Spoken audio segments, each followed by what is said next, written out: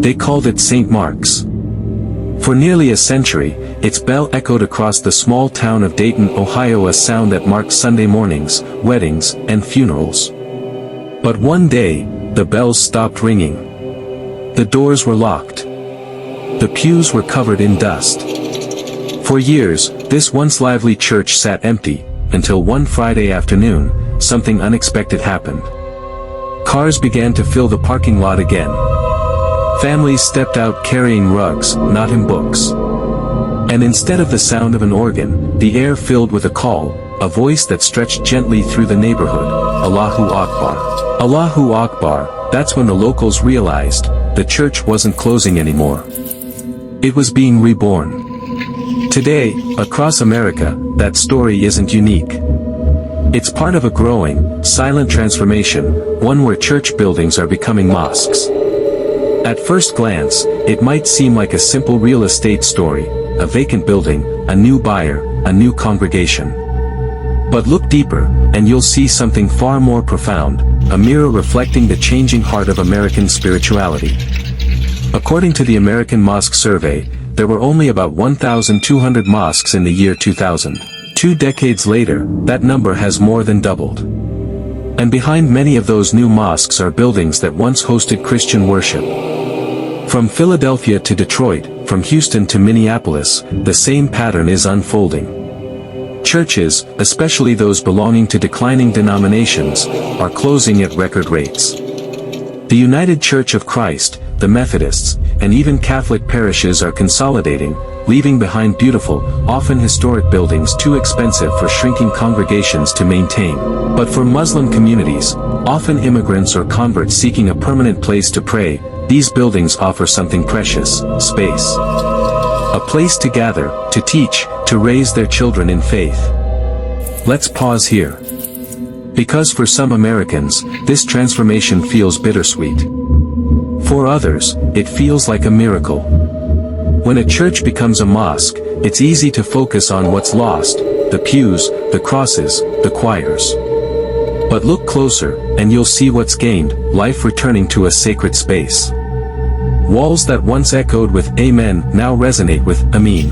Different words, same reverence. In 2017, a story from St. Paul, Minnesota, went viral. A declining Lutheran congregation decided to sell their property to a nearby Muslim community. But instead of anger, something remarkable happened. Before handing over the keys, the church invited the Muslim families inside. They shared a meal, prayed for each other, and blessed the space. One of the Lutheran elders said, "We're not losing our church. We're passing it on to another family of faith." That moment, simple, human, sacred, captures what's really happening across the country. Now, let's talk numbers. Every year, about 4,000 Christian churches close in the U.S. Meanwhile, new mosques and Islamic centers continue to open, often in repurposed church buildings. Not because Islam is replacing Christianity, but because faith, like water, always finds new paths to flow. But what's driving this trend? Part of it is demographics. Muslim communities in America are young, with a median age of 23 years old, compared to 49 for some Christian denominations.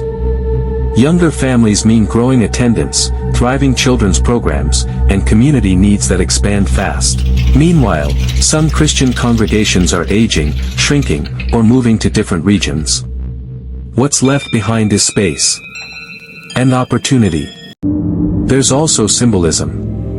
For Muslims, transforming a church into a mosque isn't about erasing history, it's about continuing it.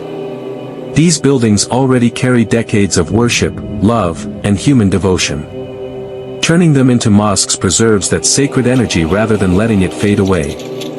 One Muslim architect in Detroit said it beautifully: "We don't tear down churches. We give them new prayers." Still, not everyone sees it that way. In some towns, these conversions have sparked protests or debates. Online comments range from curiosity to hostility. But interestingly, over time, many local residents end up visiting these new mosques, attending interfaith events, community dinners, or Ramadan open houses, and their perspective changes. They see kids playing basketball in the old church parking lot. They hear the laughter at community dinners. They realize, the building didn't die. It just learned a new language of faith. Look at the architecture, the way minarets rise beside old stained glass windows.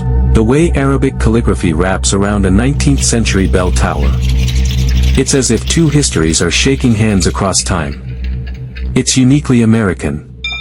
A nation where a building can start as a chapel, become a synagogue, and later stand as a mosque, all within the same century. Because America's story has always been one of spiritual migration. In cities like Houston, you'll find the Maryam Islamic Center, once a Methodist church. In Philadelphia, the Masjid al-Hidayah stands in what used to be a Presbyterian sanctuary. And in Chicago, the downtown Islamic Center occupies a former Catholic school building.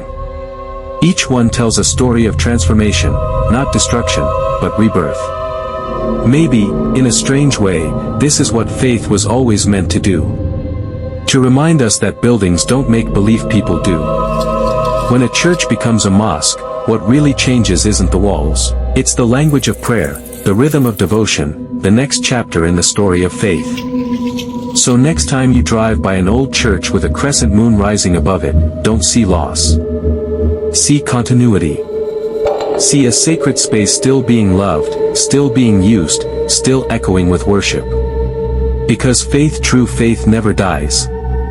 It only changes its form. If this story moved you, share it. Someone out there needs to be reminded that the sacred doesn't disappear, it transforms. Subscribe to Path to Jannah for more stories that open hearts and rebuild faith.